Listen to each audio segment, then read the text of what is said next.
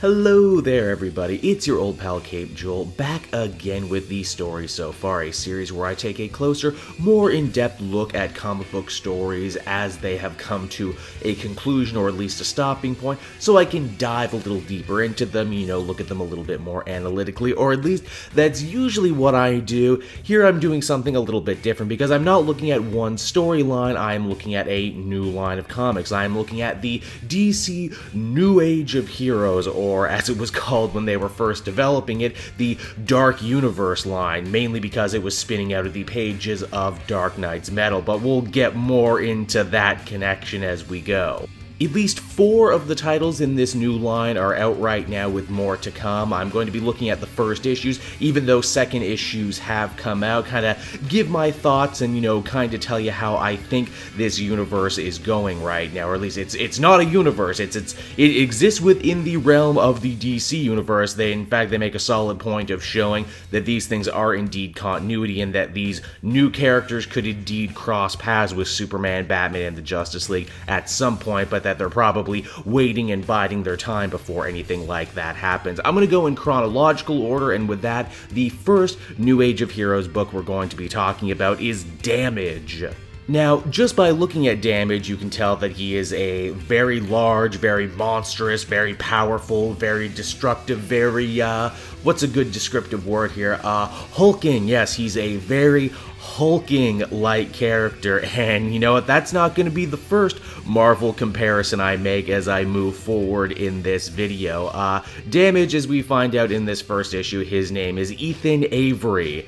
Ethan Avery, that's wonderfully alliterative, isn't it? In fact, it's very close to Bruce Banner, only it's A sounds instead of B sounds. Ethan is a soldier who just wants to serve his country and do right, but he's taken advantage of by a dark cabal that uses him in military experiments to turn him into this destructive monster, basically this walking weapon of mass destruction. The big difference, though, between him and, say, the Jade Giant of Marvel fame is that his powers are on a time limit. He can only be damaged for about an hour, which is actually very close to what's going on with Maverick the Red Hulk over in USA Avengers right now. Again, I'm not saying one ripped off the other, I'm just saying it's very, very interesting. The first issue mostly deals with Avery damaging out, if you want to call it that, escaping the military group that was trying to use him and rampaging through a city. Now again, if this does truly take place in the DC universe, you gotta wonder,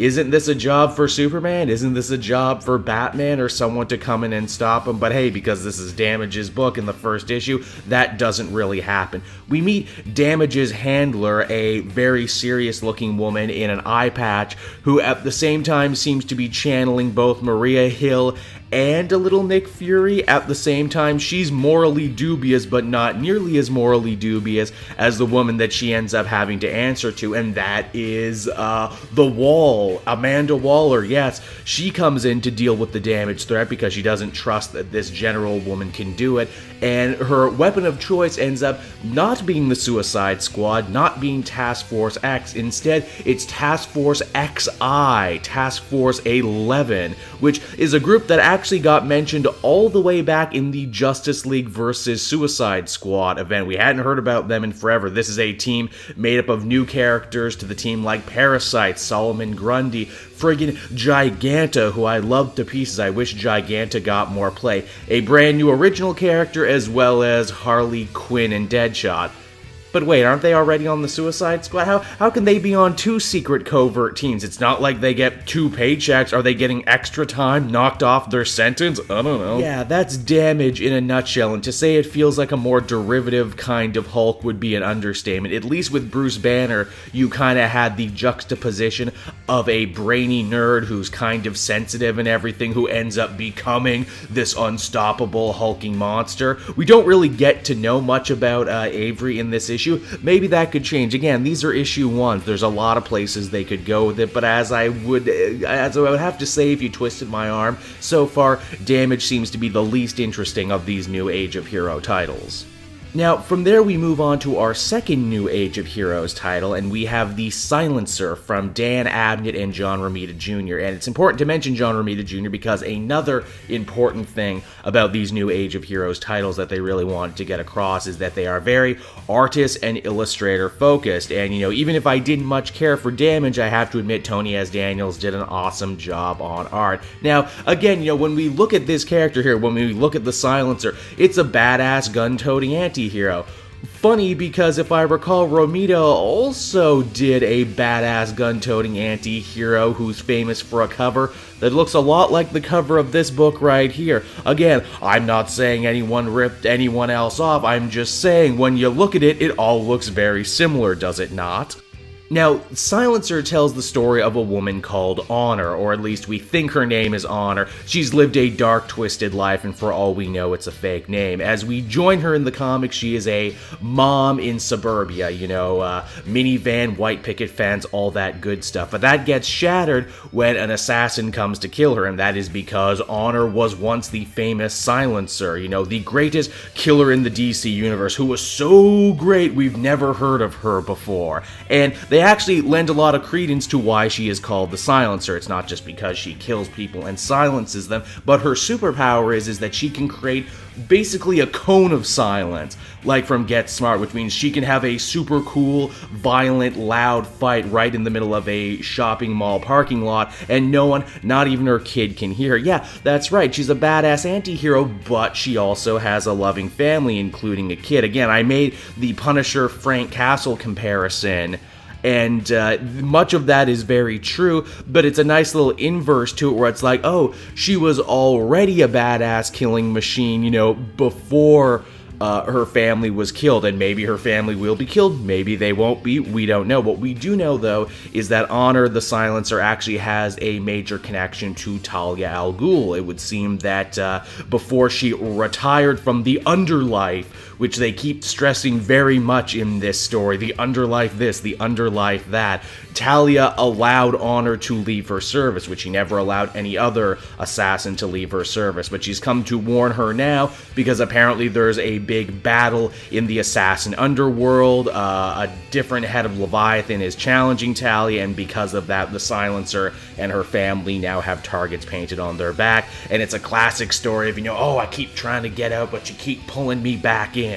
I'm definitely a sucker and a soft sell for stories like this, and I have to say, out of all the New Age of Heroes books, this one does the most with its concept. And again, there's a lot of reference you can clearly see from Marvel books, but they kind of twist it and change it and invert it just enough. If I was to come back and read a second issue, I think I would definitely feel comfortable coming back and reading a second issue of this one. I also really like Romita's art. The man thrives at doing, brutal, violent, bloody action scenes, and this book definitely has some of those going for it. Now, the third New Age of Heroes book we have to look at is called Sideways, and this one comes from the creative team of Justin Jordan, Kenneth Rocafort, and Dan DiDio. Yeah, DiDio, mostly known for the more corporate side of things, actually has his finger in this particular pie. Sideways is a kid by the name of Derek James, and he's a fun-loving, high-flying kid in New York City, not unlike Peter Parker. Not unlike Peter Parker at all, and in fact, if we look at the stance that he has on this cover, very much like some Spider-Man covers out there, and why even his color scheme reminds me a lot of Quantum and Woody. He's just, he's still learning his powers as we join the comic. He has a friend who's very much into special effects and costume making, who has made him this suit, only instead of swinging through the city on webs, what Sideways does is teleport. So he's got a little Nightcrawler in him as well, wouldn't you know? Now, how did Derek get these amazing powers? Well, unlike Damage and Silencer that really didn't seem to have much connection to Dark Knight's metal at all, here we actually do learn some pretty important stuff, and that is Derek got his powers because he was in Gotham at the time Challenger Mountain showed up in that story. He fell down a crevice, and clearly he was exposed to some sort of either Dark Universe energy or Nth Metal energy or something, but that's what gave him his power. Now, he hasn't quite decided to become a a superhero yet. He seems to like superheroes, he likes costumes and all that stuff. But, instead of fighting crime, he's decided to, use his teleporting abilities to make awesome stunt videos on YouTube and to live stream to Twitch. Kind of the modern day equivalent of getting a costume and going wrestling with your amazing powers, But, as with most things, you can't have these great powers without a trade-off, and that is, hey, screwing with space and time and jumping all over the place alerts an alien life form, a kind of Galactus-looking dude, a kind of Watcher-looking dude who is mad at Sideways for what he's doing and wants to stop him, and that's basically the first issue in a nutshell. And finally, we come to the fourth story on our look into DC's New Age of Heroes, and that is The Terrifics by Jeff Lemire. This I think is the one that DC Comics was the most proud of, because it's the one they talked about and hyped up before anyone else. It's also the one that happens to have the most hooks in the Dark Knight Metal story. Obviously, Mr. Terrific helped Batman out in that one. Plastic Man was a big major MacGuffin in that story, and they all show up again here. In fact, this story definitely takes place after the events of Dark Knight's Metal, so I guess we know it all worked out for the best. Mr. Terrific is trying to get back his company because, he was off crusading in the Dark Multiverse, trying to save the world and everything, and in his absence, his company was taken over by Simon Stagg, who is, of course, a corporate villain for the DC Universe and also deeply tied into the creation of Metamorpho, one of my favorite lower-tier superheroes. I always felt that guy was super interesting and he never got enough love. Well, Stagg is trying to use him to harness power from the Dark Universe, and because Metamorpho can change his physical form and body to match whatever's around him, he essentially turns into a being of pure nth metal. This ends up causing a massive explosion at Stagg's lab, and all of our heroes end up getting sucked through a portal, and they would have died were it not for the intervention of Plastic Man, Elo Bryan, yet another lower tier character who I feel doesn't get near enough love. Here, he's fast talking comedy relief. He's basically the Johnny Storm of the team, and yeah, if you couldn't tell, you got a super smart scientist guy, a monster with a heart of gold who in this case has a very craggy orange arm, a stretchy guy. And wait, there's more. Eventually, this team runs into an invisible woman, only it's Phantom Girl, who is trapped in this little side dimension. But it's not just any side dimension they're trapped in. They seem to be trapped on the body of a dead super being, a almost celestial, if you will. But not quite a celestial, it's legally distinct from being a celestial.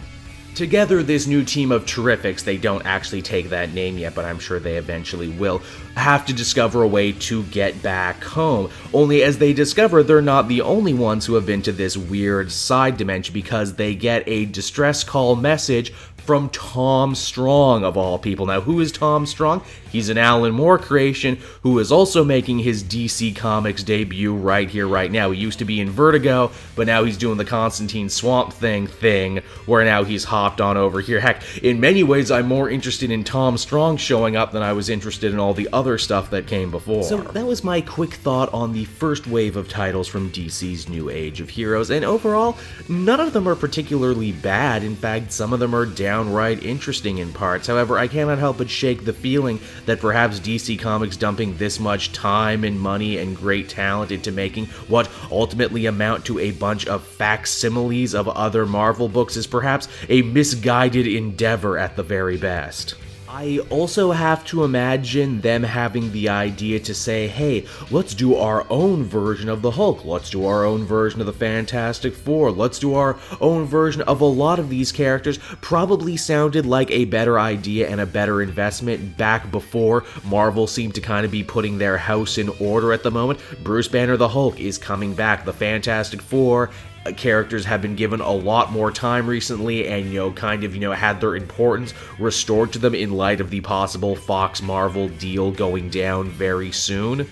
Only time will tell if these characters are different enough to acquire an audience of their very own, and if they will ever cross over and be more integrated into the DC universe as a whole. However, in my humble opinion as a comic fan, I think that perhaps DC Comics with the New Age of Heroes missed maybe one of the most important lessons that they could have learned from Marvel over the last little bit, and I am of course talking about their dealing with the X-Men and the Inhumans. As we learned with that, comic fans don't really want something that is like the thing they like, that is reminiscent of the thing they like. comic fans just want the thing they like.